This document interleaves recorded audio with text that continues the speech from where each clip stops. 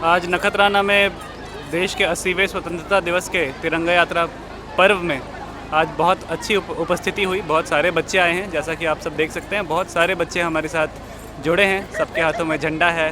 कुछ बच्चे भीमराव अंबेडकर के वस्त्र में हैं, कुछ बच्चों ने तिरंगा चेहरे पे लगाया हुआ है। बहुत अच्छा सांस्कृतिक देश प्रेम का माहौल है यहाँ पर, और इन सब से यही सीख मिलती है कि अपने देश के इतिहास को नहीं भूलना चाहिए। और धारासभ्य श्री साहब ने, मैंने, हम सब ने बच्चों से यही एक रिक्वेस्ट की है कि आज के दिन जाकर अपने देश के बारे में एक चीज़, दो चीज़ कुछ पढ़ें, ताकि जब आप बड़े हों और जब आप देश का भविष्य बने तो एक मजबूत भविष्य हमारे देश के सामने हो। इसके साथ आप सबको देश के इंडिपेंडेंस डे की बहुत बहुत शुभकामनाएं। भारत माता की આજે નખત્રાણા મધ્યે આપણી તિરંગા યાત્રાનું જ્યારે આયોજન કરવામાં આવ્યું છે ત્યારે સૌ ગામના નાગરિકજનો અને દરેક વહીવટીતંત્ર આ યાત્રાની અંદર અને દરેક શાળાના વિદ્યાર્થીશ્રીઓ, શિક્ષકશ્રીઓ બહુ મોટી સંખ્યામાં જોડાણા.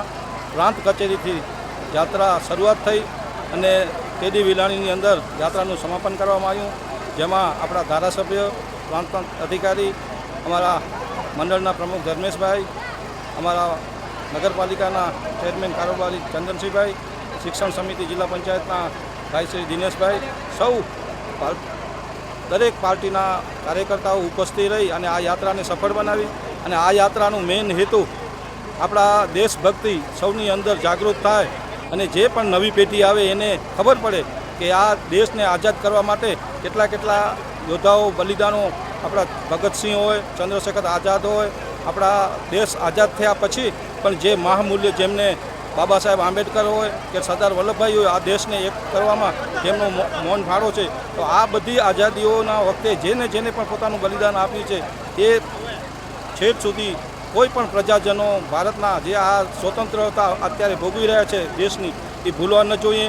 અને દેશની અંદર જે મેં હમણાં ભાષણની અંદર પણ કીધું કે આપણી ફરજો અને હકો બે આપણે અપનાવવા જોઈએ.